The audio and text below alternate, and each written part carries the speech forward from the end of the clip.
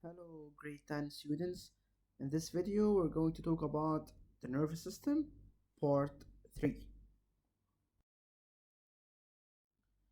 So this graph represents the membrane potential or the action potential in nerve fiber with the different phases, phase 1, 2, 3, 4, 5, 6, and 7.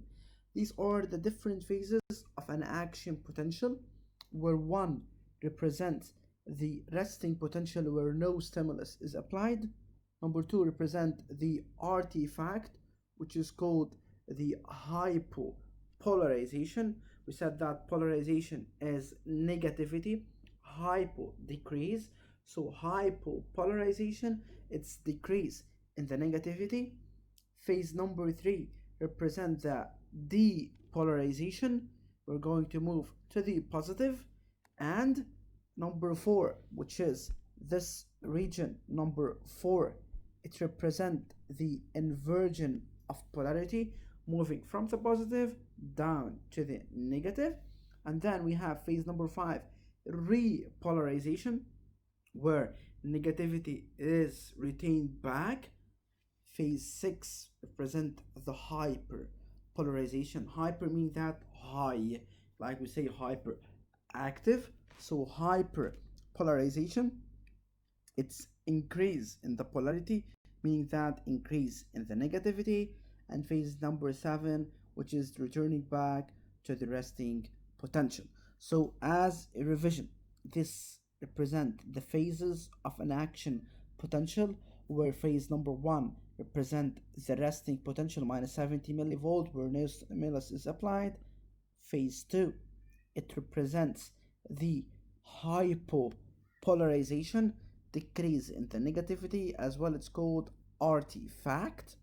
Phase number 3 represent moving to the positivity, depolarization, moving from minus 70 to about plus 50. It's called depolarization. Number 4, it's the inversion of polarity, moving from the positive toward the negative. And phase 5, it represents the repolarization, going back to the negative. Phase 6, hyperpolarization, increase in the negativity. And phase number 7, it represents the returning to the resting state. So these are the different phases. As I said, number 1 is the resting potential where no stimulus is applied, where number 2 it's hypopolarization, which is called the artifact. Number 3, depolarization. Number 4, the inversion of polarity. Number 5, repolarization, going back to the negative. Number 6, hyperpolarization, increase in the negativity in a higher value than the one recorded in the resting potential, which is minus 70. And number 7, it's returning back to the resting state. Let's now talk about the phases of the action potential at the level of the electric understanding. So depolarization. As we said, depolarization, we're going to move to the positive. It corresponds to the hypopolarization. Hypo, it's less. Polarization, negativity, as we said before. So hypopolarization, it's decreased in the negativity. It was minus 70, it moves to the about 120, it moved to the 50. So minus 70 plus 50, it's 120 millivolt. This means that the interior becomes more positively charged with respect to the exterior, which become more negatively. That's why we have depolarization. Now let's move to the repolarization. Repolarization is going back to the negative. It corresponds to the return back to the initial state, where the potential difference decreases or it drops from 50 to minus 70 millivolt. This is the phase number 5 in the graph of the phases of the action potential. So this means that the nerve fiber is negatively charged interior, it's more negatively charged in the interior with respect to the exterior, which becomes more positively charged. Now we're going to talk about the hyperpolarization. Hyper meaning increase, polarization, increase in the negativity. So this corresponds to the increase in the electronegativity of the interior. of the nerve fiber, where delta V drops or decreases to less than minus 75 millivolt approximately. So this means that the interior is now more electronegative compared to the resting state, which is about minus 70 millivolt. We're going to talk about the ionic charges. First, we talk about the understanding about the electric understanding at the level of depolarization phase number 3, repolarization phase number 5, and the hyperpolarization, which is phase number 6.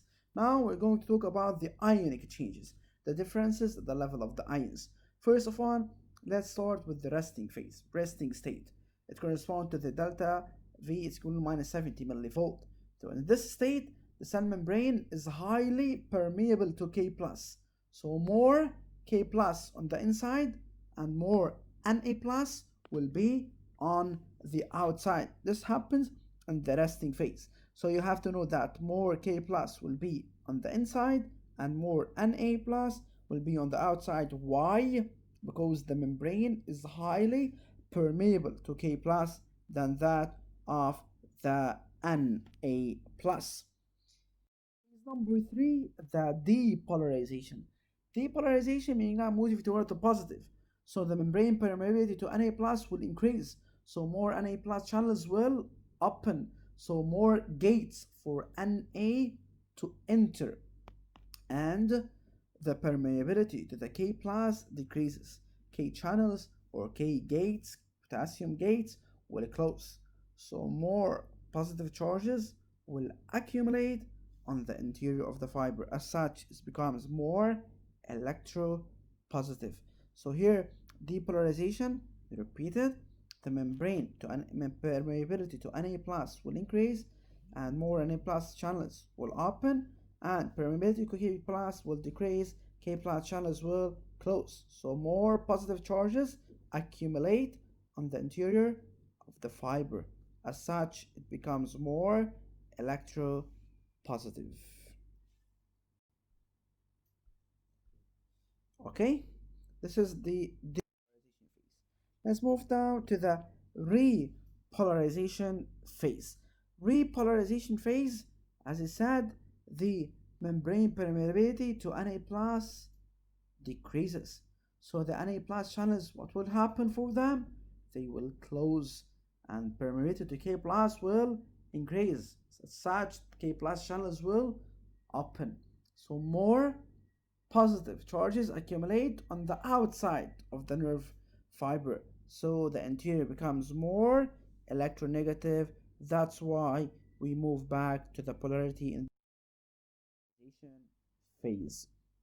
You have to know that sodium ion channels, they close and depolarization triggers the opening of voltage gated potassium ion channels, and then the K plus will rush out of the cell, repolarizing and then hyperpolarizing membrane. You have to know that the hyper increase, polarization, negativity. So the increase in the negativity, the K plus channels, they are still open. So they are too slow to close. So more positive charges will accumulate on the outside of the fiber as compared to the resting one. So the interior becomes more electronegative, even more electronegative than the resting state, which is minus 70 millivolt. Okay, so hyperpolarization, the K plus channels, they are still closed, still open, sorry, they are too slow to close. So more positive charge accumulate on the outside of the fiber as compared to the resting. So the interior becomes more electronegative, and even it's more electronegative than the one in the resting state. So in the hyperpolarization, since the K channels are still open, so more positive charges will accumulate on the outside, so more electronegative will be the interior of the nerve fiber, and that's why the negativity will be more than that in the case of the resting state. So this is the interpretation at the level of the ions for the hyperpolarization. Okay, let's move now talk about the interesting potential, how it's resumed. Resuming the action potential, the potassium channels they will close, and repolarization will reset sodium ion channels. The ion diffuses away from the area, and the sodium potassium transporters maintain polarization. These notes you don't have to study them, just for general information. Okay? So sodium potassium transporters they maintains polarization, and the membrane is now ready to fire again and to start again in action potential. This figures represent the returning to the resting state polarization. Then the Na plus channels they open and the K plus channels they are closed in step number 2. Threshold potential is reached and action potential is triggered. Phase number 3, Na plus channels they close and inactivate while the K plus channels they open and K plus brushes outside. And phase number 4, K plus channels closes relatively slow, causing in a brief undershot, and they go back to the hyperpolarization, and then we go back to returning to the resting state. You have to know that the law of the the nerve fiber obeys the law of all or none. What the meaning of this? And pay attention to this note. This is a very important note. If we have a weak stimulus, it's below the threshold value needed to trigger an impulse. So there is no action potential. So this shows that whenever we have a response or a stimulus which is weak, below the threshold value, below the value needed to trigger an action potential, so there is no action potential. While we have a stimulus just above the threshold, so this value is above the threshold, so this one is said to be effective one. So this will cause depolarization of the membrane, and then we have an action potential. So this one is called the threshold of excitation. It's the first one to cause an action potential, while the weak stimulus is said to be the ineffective stimulation. Why? Because it doesn't cause the appearance of the action potential. So pay attention to this and be careful that the weak stimulus that doesn't cause the appearance of an action potential. It's called the ineffective stimulation. It doesn't cause the appearance of the action potential. While the first stimulus to cause the appearance of the action potential is said to be the threshold of excitation, whereas the strongest stimulus they are said to be effective stimulation. Let's see here.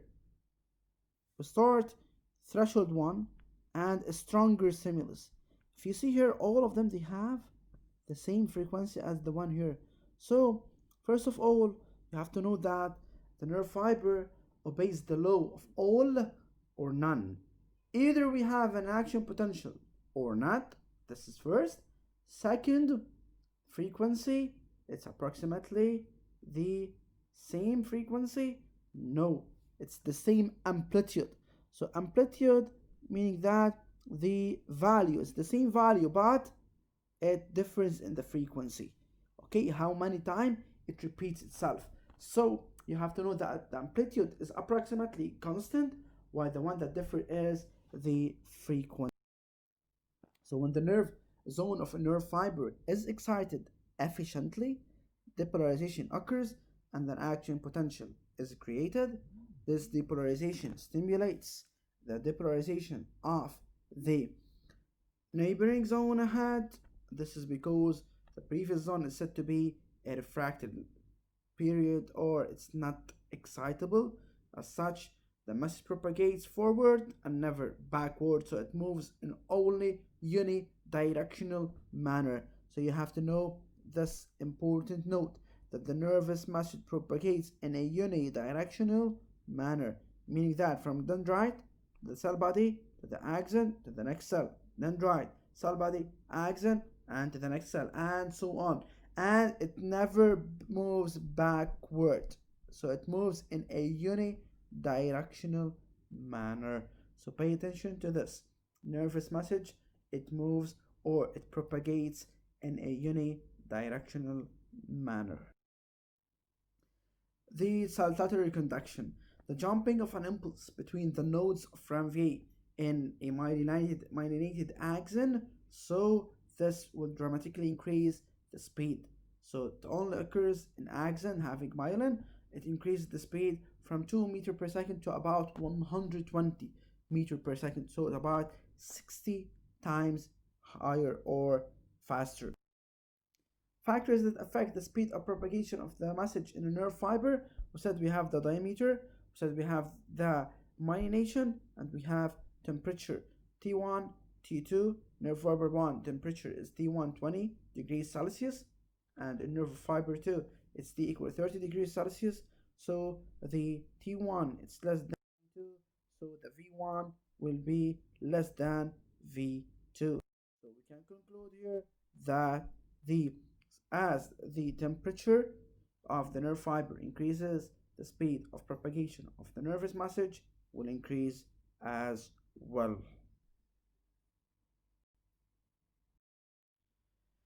Factors that affect the speed of propagation of a nervous message in a nerve fiber, we have drugs. Drugs, they are divided into two types, either stimulants or tranquilizers.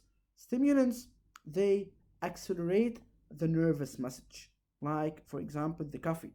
Some of you, for example, your mom, your dad, they said didn't wake up exactly or 100% unless to drink coffee. So coffee, it contains caffeine. So this is a type of stimulants that accelerate the nervous message, meaning that it make it faster.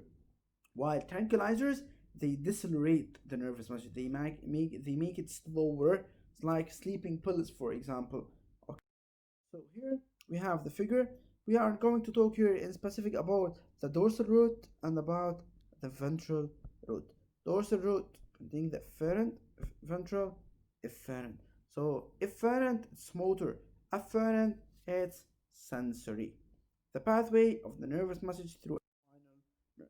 We have this experiment. This experiment is a very, very important experiment in grade 10 biology and in the nervous system. This is one of the most important experiments. Excitation of the ventral root of a spinal nerve. What will happen? Excitation of the dorsal root, excitation of the central end, excitation of the peripheral end after the sectioning of the ventral root, and so on. So, excitation of the ventral root of the spinal nerve, we have contraction, while excitation of the dorsal root, we have contraction with the feeling of pain. So, let's interpret these results. First, after excitation of the ventral root of the spinal nerve, we have the concerned part contracts. This indicates that the nervous message propagates from the ventral root toward the muscle, which is the concerned part. So this one, it has a motor function. While after we did the excitation of the dorsal root of the spinal nerve, we have contraction with a feeling of pain. So this indicates that the nervous message propagates from the dorsal root toward the spinal cord, and from spinal cord to the brain, and then to the concerned part. So it moves from the spinal cord to the brain and then to the part. So it has an efferent way. So it has a sensory function. So till now we deduce that the ventral root, it has a motor function, whereas the dorsal root, it has a sensory. Motor, since we have contraction of the concerned part, so the nervous message was propagated from the ventral toward the muscle, so it has a motor function, whereas the dorsal root, after its excitation, it contracts and the animal feels pain. So this indicates that the nervous message was propagated from the dorsal root to the spinal cord, and then from the spinal cord toward the brain, and then toward the concerned part. So the dorsal has a sensory function. Experiment 3, what did it? After the sectioning of the ventral root and exciting the central end, there is no reaction. So here we can deduce that the nervous message stopped at this section. It doesn't move. While excitation of the peripheral end After the sectioning of the ventral root, the muscle contract. So here, the nervous message moves toward the muscle. So it propagates in a centrifugal manner in the motor. It's away from the center. Whereas after the sectioning of the dorsal root and excitation of the central end, we have contraction and the feeling of pain. So this means that the nervous message propagated to the spinal cord and then to the brain and then to the concerned organ or muscle. So after the sectioning of the peripheral end, after the sectioning of the dorsal root and excitation of the peripheral end, there is no reaction. So the message stopped at this section. So in the dorsal root, the nervous message propagates in a centripetal toward the central nervous system, brain and spinal cord and brain, and then to the muscle or the effector organ. So you have to know that the nervous message propagates in a centripetal direction or manner in the sensory dorsal root, while it moves in a centrifugal manner in the motor ventral root. While the last experiment, after destruction of the spinal nerve, there is no reaction, and we have total loss of motor activity and sensation. So this means that the spinal nerve has both function. It has motor and sensory. So this is the interpretation. So after excitation of the ventral root of the spinal cord, the concerned part contracted. So this indicates that the nervous message was propagated from the ventral toward the concerned part, which is the muscle. So the ventral has a motor function. This is the first one. Second experiment. After excitation of the dorsal root of the spinal cord, the concerned part contracts and the animal feels pain. This indicates that the nervous message was propagated from the dorsal root toward the spinal cord, from it to the brain, and then to the muscle. Therefore, dorsal root, it has a sensory function. So dorsal, sensory, ventral, it has a motor. Then, third experiment, after sectioning of the ventral root and excitation of the central end, there is no reaction. So the nervous message was stopped at this section. Whereas, after sectioning the ventral root and exciting the peripheral end, the muscle contracted. So the nervous message propagated toward the muscle. This indicates that the nervous message propagates in a centrifugal manner in the motor ventral root. So you have to know that the nervous message propagates in the centrifugal manner in the motor ventral root. By the way, these highlighted one, you can study them, okay? Because this experiment is constant and you can study these highlighted one as conclusions. For example, you have to know that in the nervous message in the motor ventral root, it propagates in a centrifugal manner. Fourth experiment, after sectioning the dorsal root and exciting the central end, contraction occurred and a feeling of pain was recorded. This indicates that the nervous message propagated to the spinal cord, to the brain, and then to the muscle, while after sectioning the dorsal root and exciting the peripheral end, no reaction occurred. This indicates that the message was stopped at this region or at this section. So therefore, the nervous message propagates in a centripetal manner, meaning that toward the center, toward the brain and the spinal cord, or the spinal cord and the brain. The last experiment, after destruction of the spinal nerve, there was no reaction and total loss of sensation and feeling of pain and the motor activity. So this indicates that the spinal cord has a mixed function, motor and sensory. Okay?